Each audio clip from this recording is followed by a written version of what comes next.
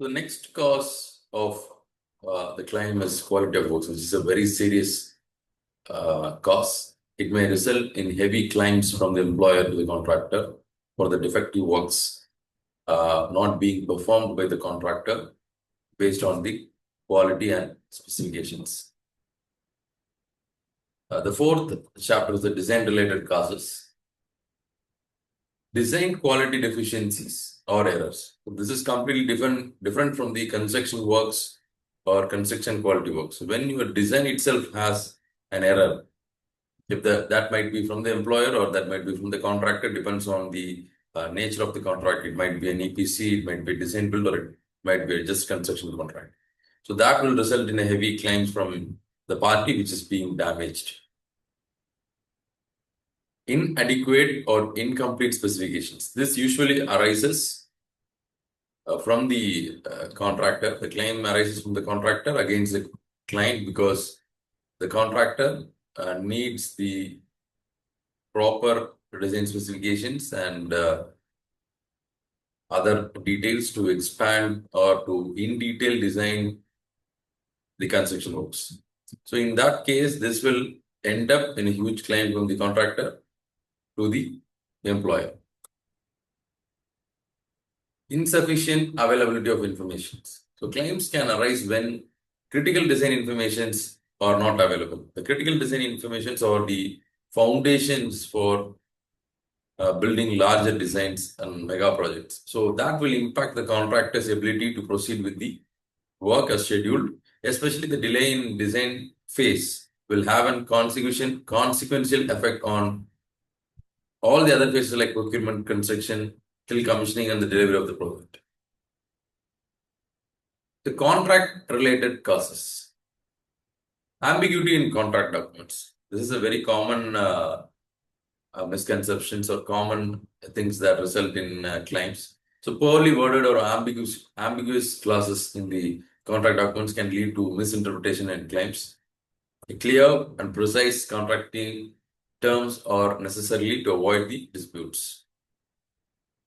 Different interpretation of contract provisions. So each party will interpret the contract positions in favor of to them. So that's quite natural in the projects. So it has to be drafted in a way that even the third party reads it, it has to be properly conveyed to them. So this might result in larger disputes, or even it might go to arbitrations when it comes in the interpretation of the contract provisions. Risk allocations. So we might have seen that Abrahamson risk allocation policies, critical risk allocation policies based on Abrahamson principles. So there should be a fair risk allocations when it comes to contract. When one party is not even aware of the risks inside the contract, then definitely it will end up in a dispute. So while execution, they will definitely become aware of the risks, hidden risks in the contract. So when there is an unfair risk allocation, it automatically provokes a claim. Other contractual problems are like a miscellaneous problem, because people start reading the contract only when the issues arise, which has to be vice versa. There should be a proper training given on the contract before the execution to every department.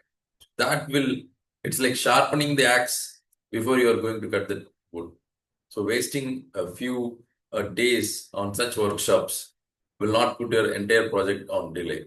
But educating your design team, procurement team, quality, HSC, and everybody on the contracts will elevate the entire team to be cautious on the contract when they work with the client. Inadequate contract management. In some cases, there is no contract management. I've seen projects handled by both the parties, which both the parties doesn't have experts in contracts. See, with due respect to project managers, they are good in executing the project. Executing the project is something different, and managing the contract is something very different. A good project can be executed that might result in a huge loss for the contractor or a huge liability for the contractor in terms of risks. But that has to be managed only when the contract managers manage the contracts. Human behavior related causes. So these are most underrated causes, but they have human egos are the most important reasons for most of the disputes. And rivalry culture between the client and contract. So that's what this culture is a very toxic of nature in contracts. See, we have a unique goal that employer shall treat the contractor as his partner, and the same goes to the contractor and the subcontractor. The contractor has to treat the subcontractor as his partner. Only then this relationship will result in a good project, and all three will have a profit and a win-win situation. Lack of communication. Most problem arises that due to lack of communication. Even in the videos regarding notices, I used to say that a notice is a form of communication. We are just informing the other party that what is happening in the project. That should be a seamless communication in the project. There is a culture in construction that before sending a letter, you should tell the client that a letter is coming up. Otherwise, he will not be happy that if you send a letter without telling him. So that is good. Actually, you keep communicating with both the parties. There are so many forms of communication. You can WhatsApp them, email them, call them, or talk with them at the corridor, have a tea with them. So you have a seamless communication with both the parties. Only that will build a good relationship. It goes with marriages as well as projects. So these misunderstandings will have a direct impact on the project. Even many projects fail due to this. So lack of team spirit between client and contractor. That should be team spirit. We both are building a project together. So that should be the goal, and that should not be because today you might be on the employer side, tomorrow you might be working for a contract. Today he might be a contractor, tomorrow he might become an employer. These roles are exchangeable. And when the team spirit doesn't work, then the entire project will need a help. Project-related causes, unexpected site conditions. So the site conditions is differing from the what the soil composition or the topographical survey or the soil investigation report has been given. And if actually the site condition differs, even standard form of contracts like FIDIC gives them the leverage to go for a claim. Unforeseen changes. See, variations are always part of the contract.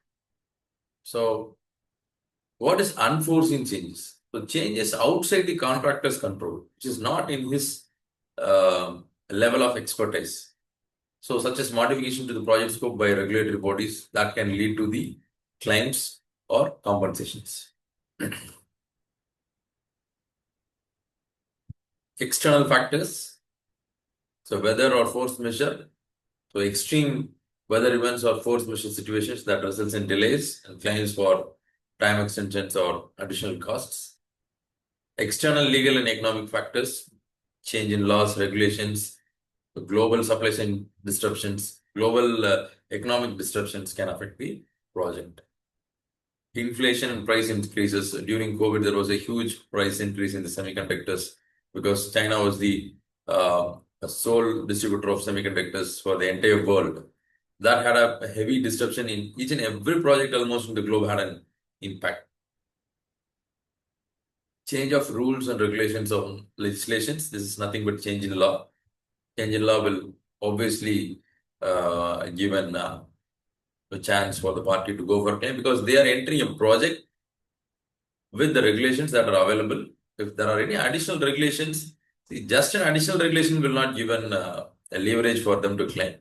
This cost should have an effect on the contractor, and there should be damage in terms of cost and time. Only then they are eligible for the claim. Conflicts with third parties. So dispute with third parties such as local communities or subcontractors that can lead to project delays and claims. This might be even lead to larger disputes. Inadequate supply of materials. So material shortages are very common in construction, that you might, for example, if you are a civil construction, you will not get the steel whenever you want, because there are only few players who are controlling the entire steel supply, and there are a few players who control the sand or the M-sand used for the construction, civil constructions, and even bricks. Each and everything have will have a face in inadequate material supply. Other external risks that were not accounted during the risk management workshops that might have results in claim. That's why we used to say to our clients that have a contract management risk audit for at least every quarter. So at least you know that you are just monitoring the risks and tagging them. They are high risks or medium risk or low risk. So what is the probability of occurrence? So what if are we ready to handle the risk? So these are the things it has to be done periodically. Environmental problems. So environmental issues such as pollutions or the need to protect the endangered species can delay the construction and leads to claims. These clauses are usually a part of the contract, because that we have moral responsibilities in all these additional policies by the government, but still that will have a cost impact on the contractor, which has to be compensated. Problems with the local communities. This usually occurs when there are ROW issues, that the local claims that the way belongs to us and you are blocking the way, or these areas are not, for example, when you are doing oil and gas project, pipeline projects, some green fields of the farmers may not allow you to lay the pipelines. Even in my experience, I have faced while I have been working in overhead lines, and you will get unknowingly you will get people come and stopping them that land belongs to them, that high voltage should not pass their lands. Then we sit and speak with them and we explain the situation. We solve them in terms of cost, in terms of losses. Then we complete the project. So this is a very common problem.